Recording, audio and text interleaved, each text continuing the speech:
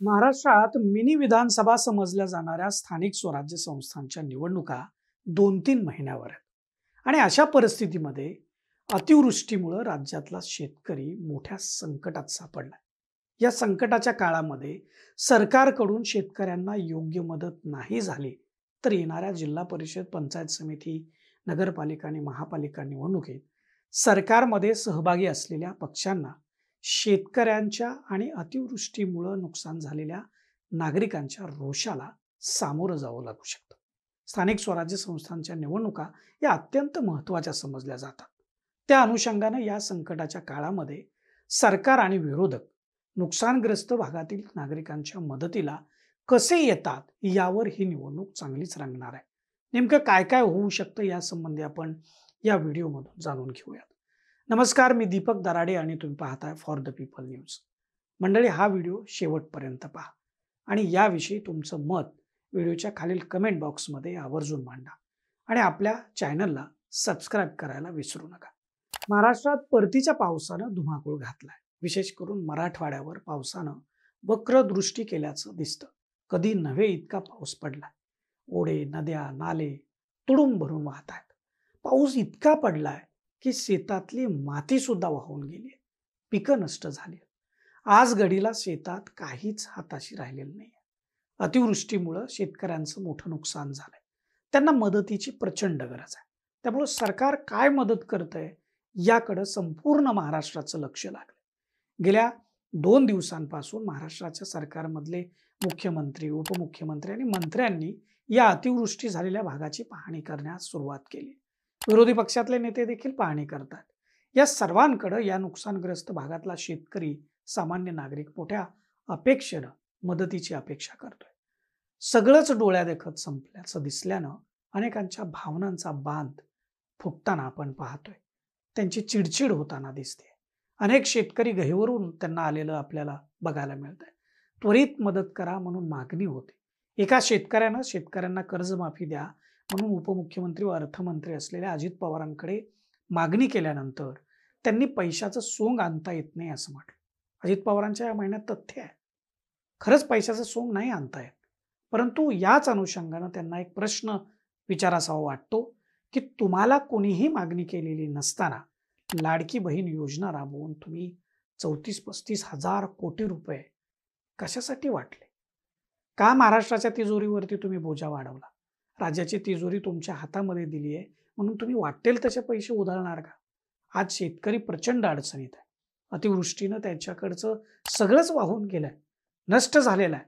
मुख्यमंत्री फडणवीस असतील, दोन्ही उपमुख्यमंत्री शिंदे आणि अजित पवार असतील, शेतकऱ्यांना पुन्हा उभा केल्याशिवाय सरकार थांबणार नाही असं म्हणतायत ते. परंतु सरकारी नियमाप्रमाणे एकरी 8,000 रुपयांची सरकारी मदत जर मिळणार असेल तरी हा अतिवृष्टीच्या तडाख्यानं नेस्तनाबूत झालेला शेतकरी व त्याची शेती कशी उभी राहणार आहे? आता तुम्ही 5,000 रुपये मदत म्हणून हातात टेकवण्याची घोषणा केली आहे. यामधून काय काय भागवायचं शेतकऱ्यानं? आणि आणखी मदतीसाठी तुम्ही आता केंद्र सरकारकडे बोट दाखवणार, त्यांच्याकडून आले की मग देऊ म्हणणार. सरकारनं कर्जमाफी करण्याचा निर्णय घेतला तरी केवळ तेवढ्या निर्णयावर शेतकरी उभा राहू शकेल? तर बिलकुल नाही.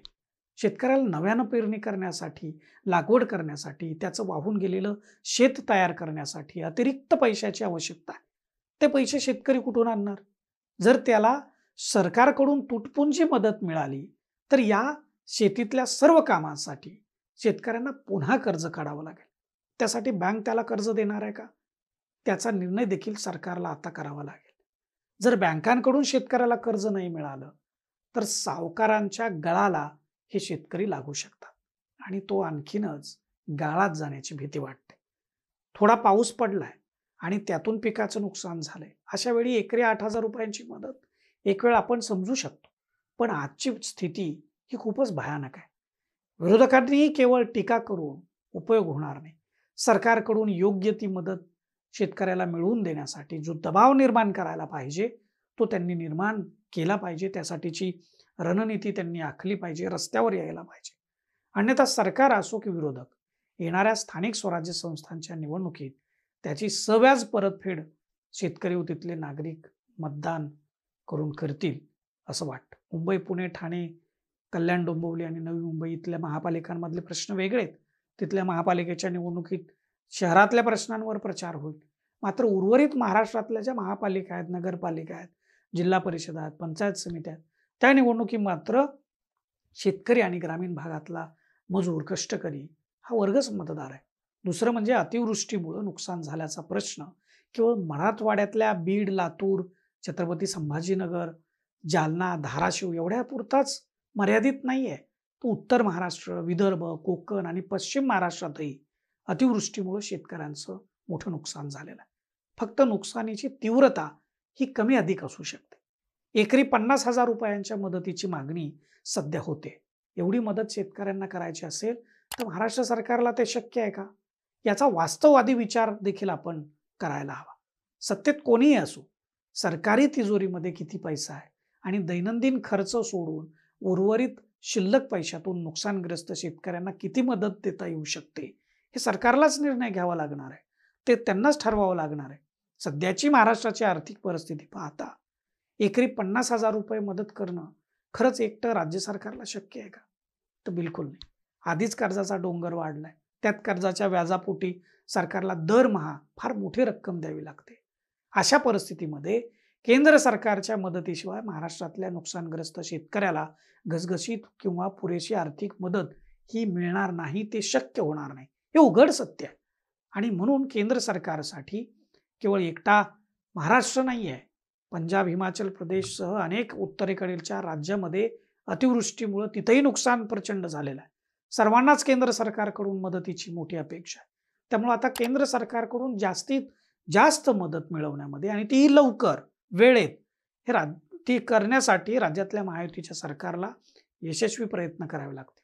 दिवाळी महिन्यावर आहे. त्यामुळे त्यापूर्वीच शेतकऱ्यांना मदत मिळावी अशी मागणी होते. नुकसानग्रस्त शेतकरी मदतीकडे डोळं लावून बसलाय आणि आता त्याच्या झोळीमध्ये किती मदत पडते त्यावर 2-3 महिन्यातच होणाऱ्या स्थानिक स्वराज्य संस्थांच्या निवडणुकीमध्ये तो कुणाच्या झोळीत मतं टाकणार हे ठरेल. तुम्हाला याविषयी काय वाटतं ते व्हिडिओच्या खालील कमेंट बॉक्समध्ये आपण जरूर लिहा आणि फॉर द पीपल न्यूज चॅनलला आपण सबस्क्राईब करा, लाईक करा आणि फॉलो करा. धन्यवाद.